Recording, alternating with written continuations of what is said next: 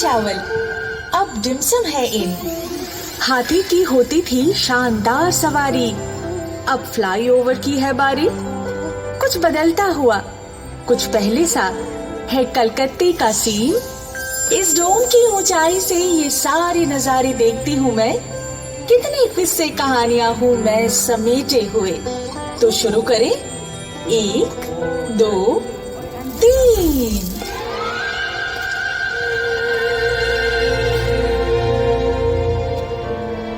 कभी बनता था पटचित्र मेरा, अब बनता है मीम। उम्र है मेरी 300-400 साल और हजारों है थीम। लड़की तो भली है ही ये, मगर ना जाने क्या क्या भूल जाए। तभी खुद आ गया मैं बनाने एक बेहतरीन टीम।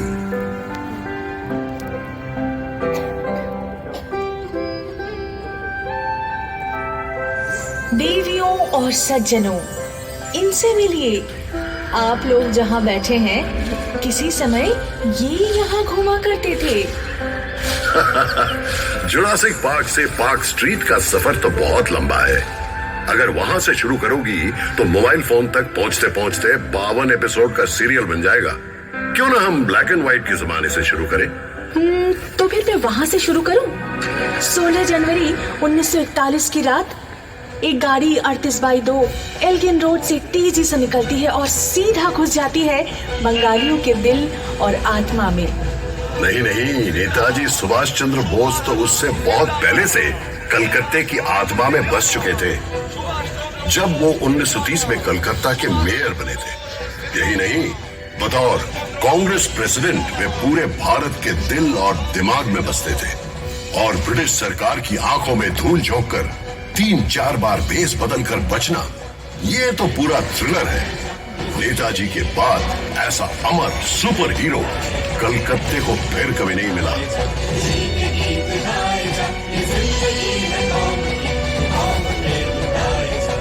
अच्छा, तो चलो ये भी बता दो कि कलकत्ते का सबसे बड़ा विलेन कौन है? इस पर तो मैं एक ऐसे विलेन का नाम लूंगा जिसका कोई नाम ही नहीं। नाम ही नहीं? मतलब? 1989 में लगातार 6 महीनों तक एक अनजान व्यक्ति रात के अंधेरे में सड़क पर सोते हुए 13 बेघर लोगों का पत्थर से खून करता है। मीडिया ने उसे नाम दिया स्टोन मैन। नहीं, इतने भयानक किस्से से इतिहास की शुरुआत होगी? मुझसे पूछो तो सबसे बड़ा विलेन है अमिताभ बच्चन। अमिताभ बच्चन? वो क्यों?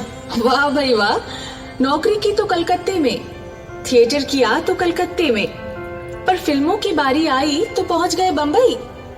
क्या जाता अगर बांग्ला सिनेमा में ही रोमांटिक हीरो बन जाते? इस लॉजिक से तो क्लिफ रिचर्ड का बचपन भी यही गुजरा है, कलकत्ता में। अरे मतलब हावड़ा में, एक ही बात है। वो भी यही रहते तो शायद सुमन चटर्जी की जगह खुद ही जीवनमुखी गाने लगते, है ना? और पेले, वो भी तो कलकत्ता आए थे। और लियोनेल मेसी, वो भी तो। देखो, मैं एक बात साफ कह दूं, फुटबॉल को लेकर कोई मजाक नहीं। 1911 IFA शील्ड के फाइनल में मोहन बागान क्लब के जाबाज खिलाड़ियों ने अंग्रेज टीम ईस्ट यॉर्कशायर रेजिमेंट को 2-1 स्कोर से हरा दिया था।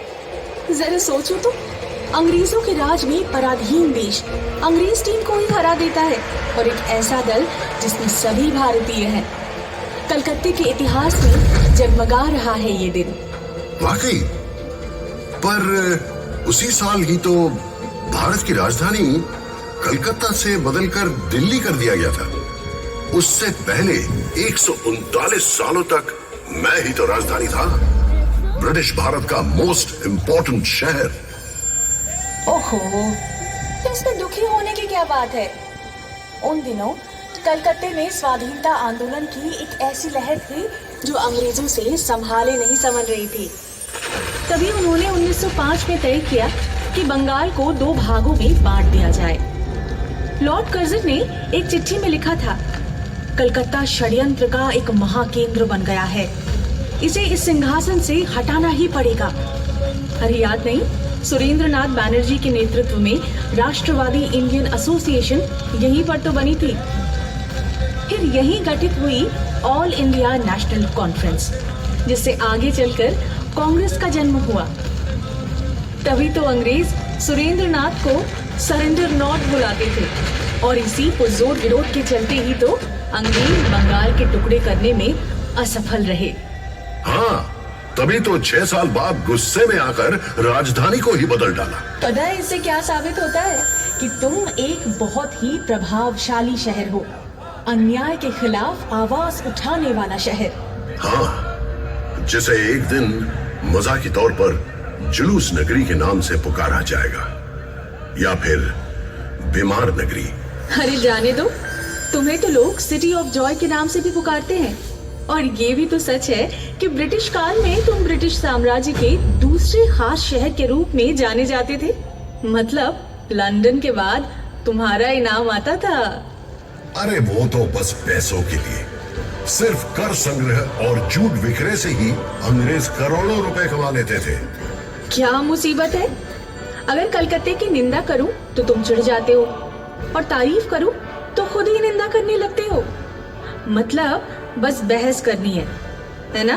बहस करना तो मेरे खून में है। जानते हो भारत में पहला सेंसरशिप कानून क्यों बनाया गया था? क्यों? 1872 में जब गिरीश घोष ने इसी शहर में नेशनल थिएटर का गठन किया था, उनका पहला नाटक था दीनबंधु मित्रा का नील दर्पण। अच्छा।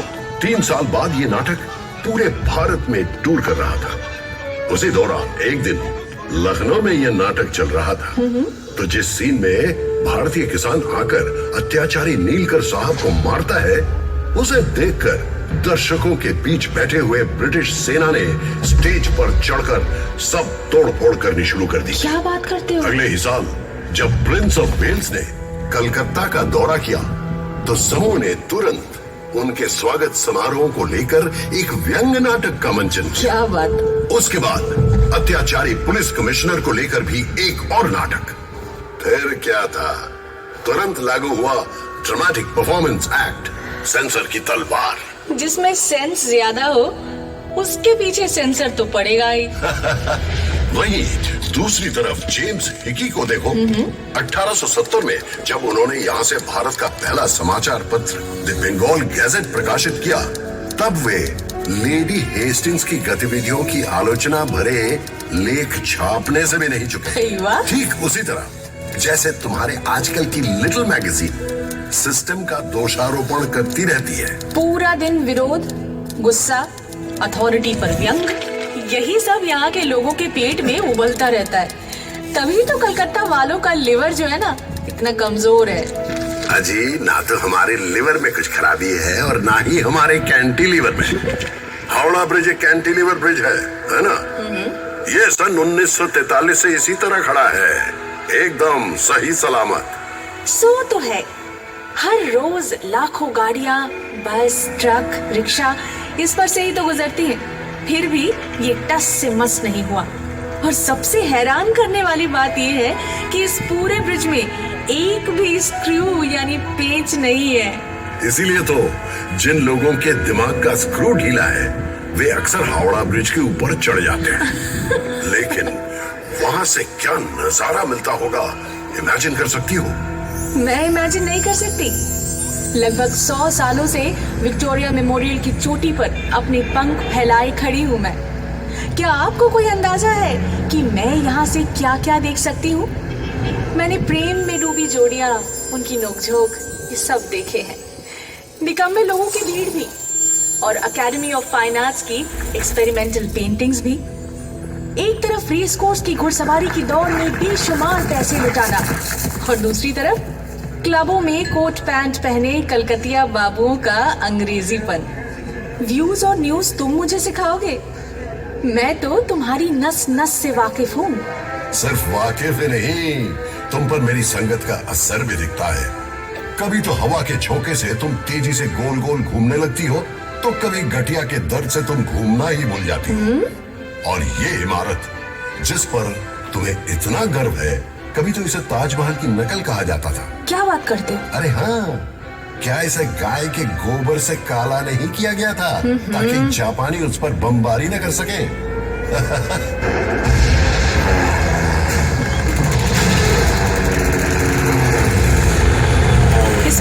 हंसने की क्या बात है? तुम्हारे मुंह पर भी कुछ कम कालिख नहीं पुती है। उसी दूसरे विश्व युद्ध के दौरान जब सैकड़ों लोग तुम्हारी सड़कों पर भूखमरी से तड़प कर मर रहे थे, तब कहाँ थी तुम्हारी विरोधी प्रवृत्ति?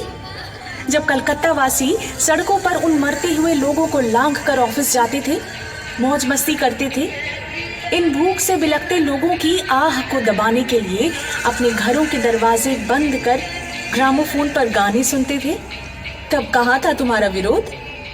देखो, मानता हूं कि जितना करना चाहिए था उतना तो खैर नहीं हो पाया, लेकिन यह भी सच है कि उस दौरान शहर की गली मोहल्ले में मुफ्त रसोई भी खोली गई थी, और वो भूखमरी तो सरकार, राजनीतिज्ञों और आला अफसरों द्वारा रचाई गई थी। स्वयं विंस्टन चर्चिल भी इतने सारे लोगों की मृत्यु की जिम्मेवारी से पल्ला नहीं झाड़ सकते थे। क्या तुम जानते हो इस अकाल के बारे में उन्होंने क्या कहा था? वैसे ही कम खाने वाले बंगालियों की भूख मजबूत यूनानियों की तुलना में कम गंभीर है। इंसान इतना असंवेदनशील कैसे हो सकता है? ये भी मत भूलना, बिजोन भट्टाचार्य द्वारा रचित अद्भुत नाटक नौबान्नो इसी भूखमरी पर आधारित था, और इसका मंचन भी इसी शहर में किया गया था। ये तुमने बिल्कुल सही कहा। इसका श्रेय तो तुम्हें ही जाता है। 1942 में स्थापित इप्टा यानी इंडियन पीपल्स थिएटर एसोसिएशन वामपंथी कलाकारों का ही संगठन था, जिसने कलकत्ता को न जाने कितने अनमोल रत्न दिए।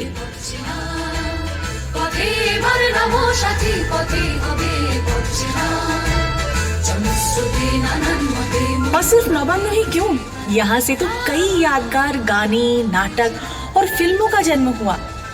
इसी इप्टा ने ही तो कई जगमगाते हीरे दिए हमें। उत्पल दत्तो, ज्योतिरिंद्रनाथ मोइत्रो, देवव्रत विश्वास, सलिल चौधरी और इन्हीं के भाव शिष्य थे मृणाल सेन। ये दौर कितना प्रेरणादायक था ना। समाज को बदलने के लिए कला को एक हथियार के रूप में उपयोग करके हजारों लोगों को उत्कृष्टता और जुनून के साथ प्रेरित किया था इप्टा मूवमेंट ने। मानो ये एक महान क्रांति का नेतृत्व करने वाले जादुई रथ की तरह था, जो एक अथक यात्रा कर रहा था। 1943 में पड़े अकाल के लगभग 170 वर्ष पहले बंगला सन 1176 में आई भूखमरी भी तो इंसानों की ही देन थी। ब्रिटिश द्वारा रचित भूखमरी वो जनता को बड़ी बर्बरता से निचोड़ कर लगान वसूल करते थे। उन्होंने किसानों को अपने धान के खेतों में अफीम और नील बोने के लिए मजबूर किया था। उस समय भी तो मेरे सीने में गिरकर लाखों असहाय लोगों ने जान गंवाई थी, और मैं बस चुपचाप देखता रह गया। काश उस समय भी एक आईपीटीए होती। तुम्हारा इतिहास जागते रहने का इतिहास है, लेकिन सोते रहने का भी। अच्छा ये बताओ, 19वीं सदी में जब बंगाली बाबू लोग अपनी पालतू बिल्लियों की शादी में बेशुमार धन बर्बाद कर रहे थे या गुलाब जल में स्नान कर रहे थे, तब तुम किस हालत में थे जनाब? आधी नींद में या ऊँघते हुए?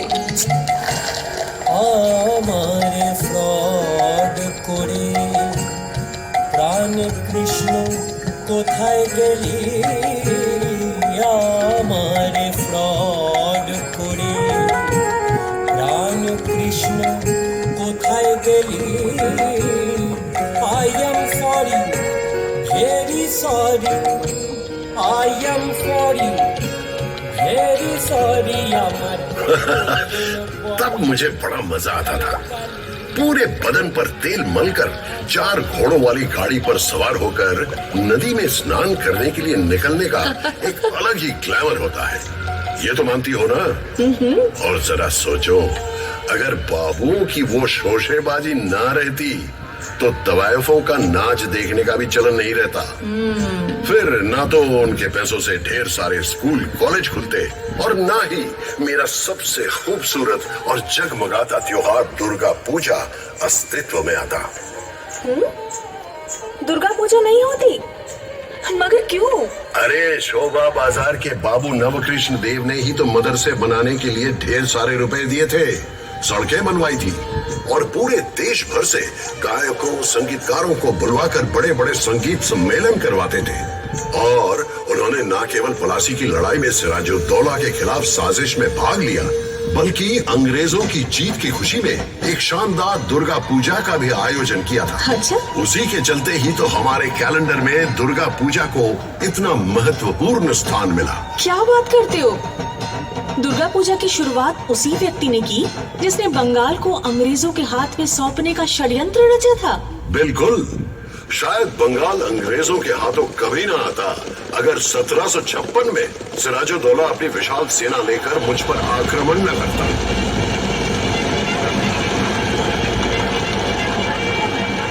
अगर वो ईस्ट इंडिया कंपनी की सेना की जमकर धुनाई ना करता तो अंग्रेज इतनी जल्दबाजी में एक नवाब के विरुद्ध जंग में कभी ना उतरते।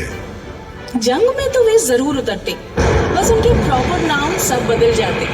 और वैसे भी वो इस मुल्क पर कब्जा किए बिना कहां बैठे रहने वाले थे।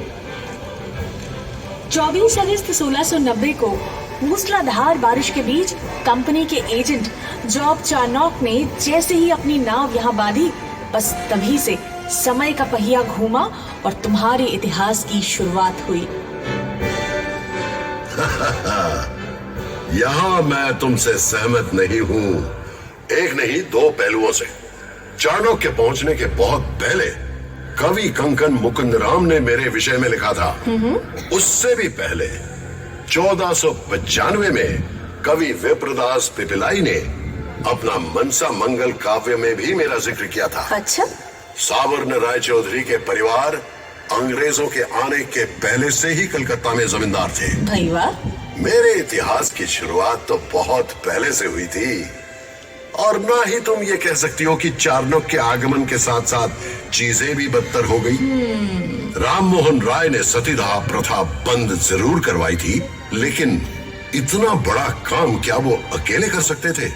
यदि लॉर्ड बेंटिंक उनकी सहायता ना करते सो तो ठीक। क्या माइकल मधुसूदन दत्त बंगला काव्य का रुख बदल सकते अगर उन पर मिल्टन का प्रभाव ना पड़ता? क्या बंकिम चंद्र बंगला में पहला उपन्यास लिख पाते अगर उन्होंने वॉल्टर स्कॉट ना पढ़ा होता? बिल्कुल सही। क्या ईश्वर चंद्र विद्यासागर विधवा विवाह का प्रचलन शुरू कर पाते यदि उन्हें अंग्रेजों का सहयोग नहीं मिलता? कि क्या अनाप शनाप बोले जा रहे हो?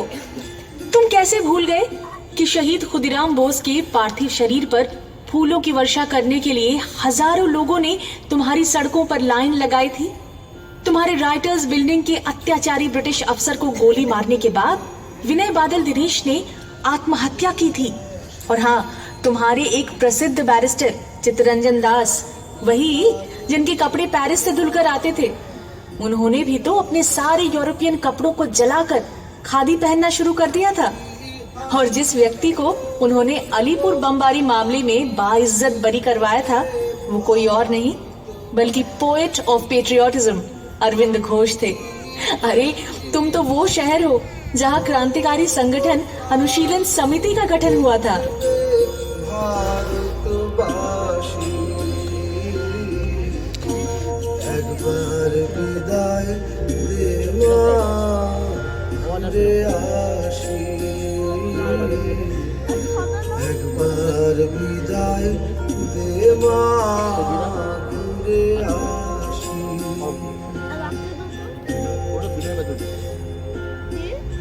हाँ, सो तो है, मगर ये भी तो सच है, जिस मॉन्यूमेंट को 1828 में ईस्ट इंडिया कंपनी द्वारा 2-2 युद्ध में जीत हासिल करने की खुशी में कमांडर डेविड ऑक्टरलोनी की याद में बनवाया गया था, 1969 में उसी का नाम बदलकर शहीद मीनार रख दिया गया, जिसे भारत के स्वाधीनता संग्राम में हुए शहीदों को समर्पित किया गया।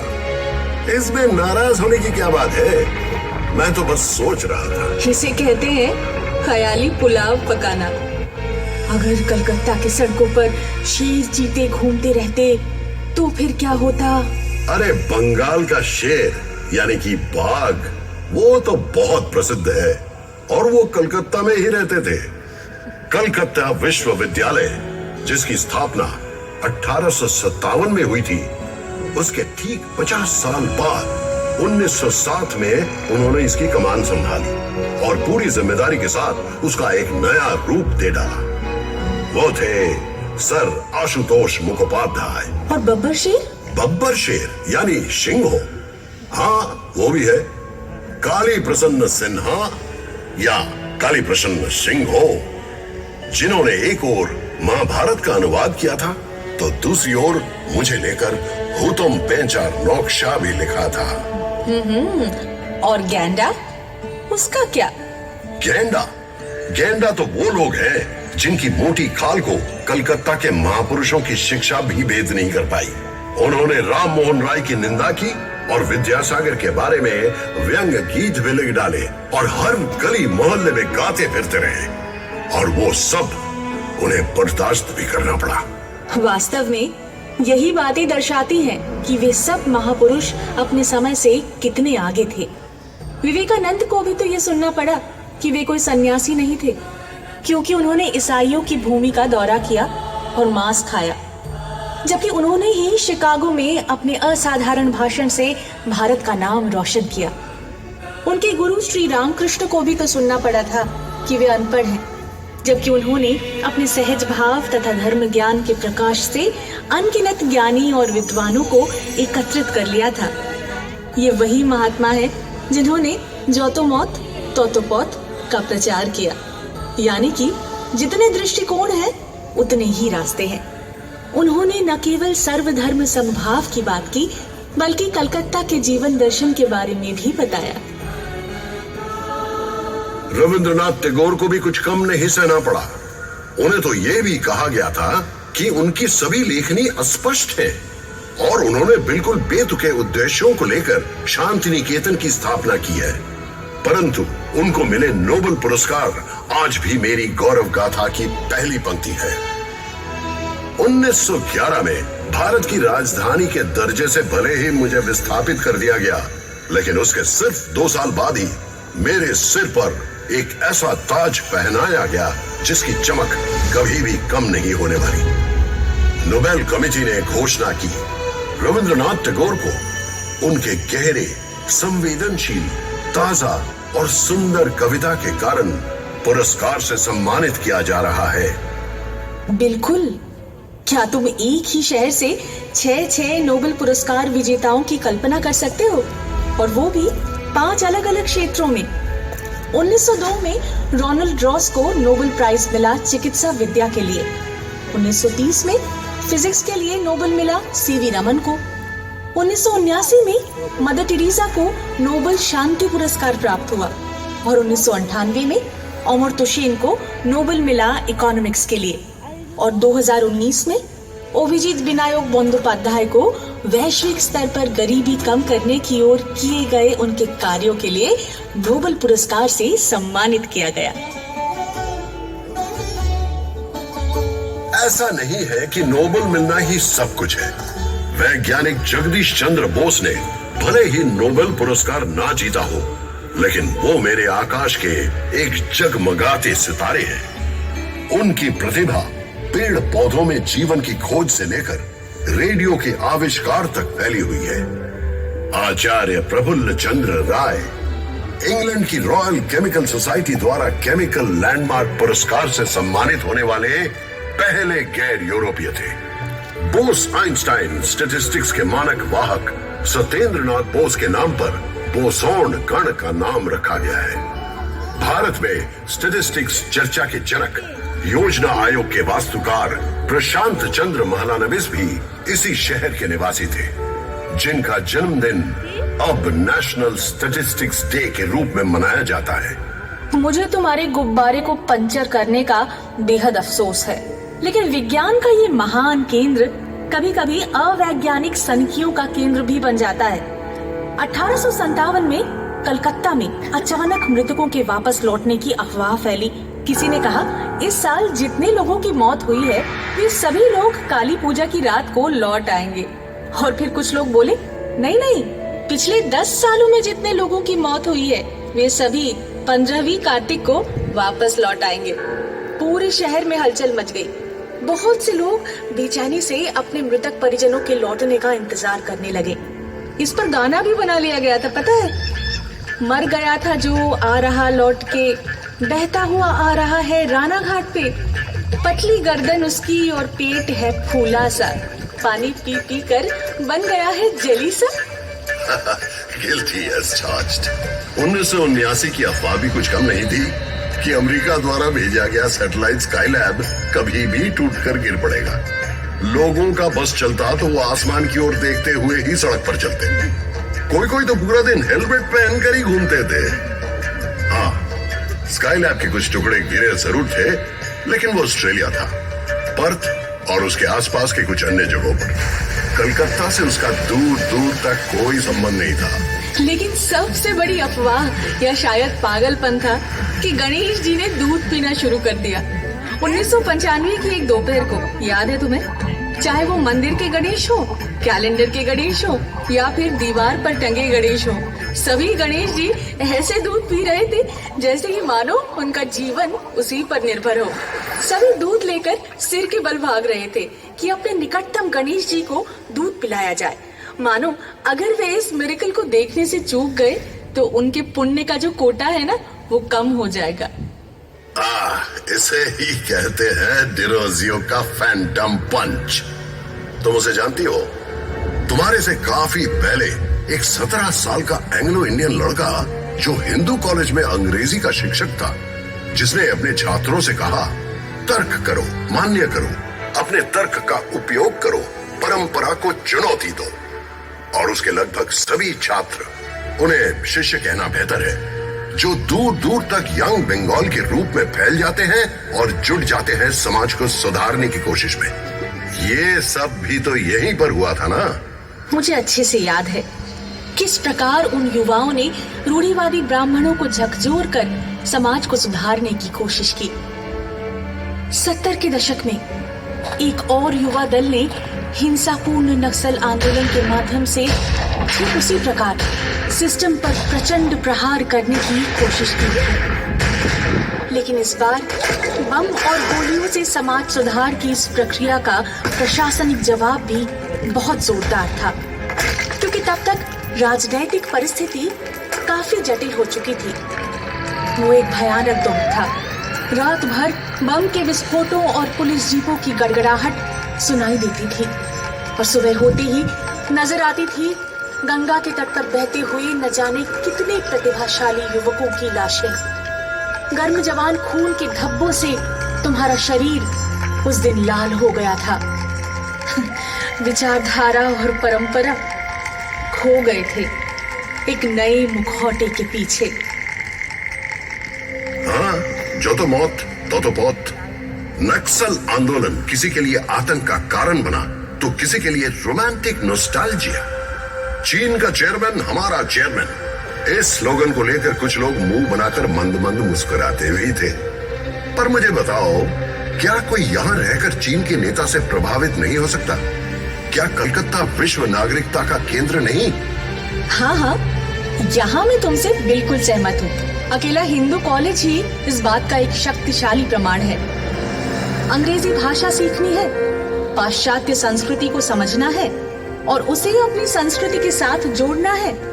इन सिद्धांतों को लेकर, इन उद्देश्यों को लेकर भारत के अन्य किसी प्रांत में इस प्रकार का एक स्कूल स्थापित करना शायद नामुमकिन था।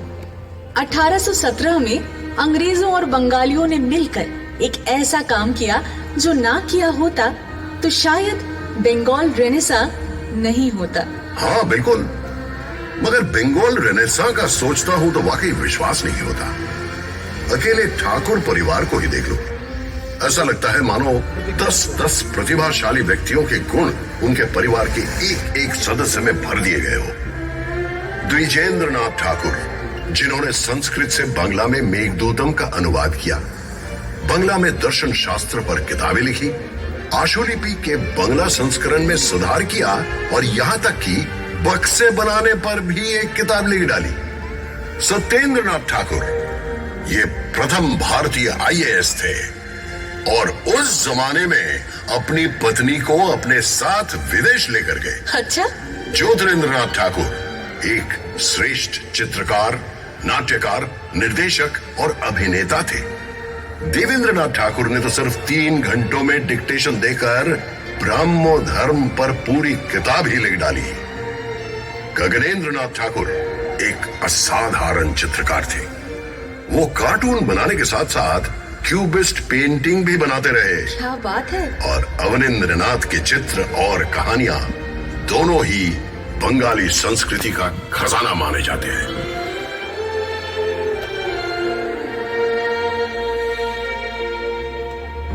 मैं तो रॉय परिवार से भी बहुत प्रभावित हूँ। उपेंद्र किशोर रॉय चौधरी एक ओर वायलिन बजा रहे थे और दूसरी ओर बांग्ला में बाल साहित्य की रूपरेखा तैयार कर रहे थे। उन्होंने बच्चों के लिए एक पत्रिका प्रकाशित की और उनके आविष्कार ने हाफ टोन प्रिंटिंग में क्रांति ला दी।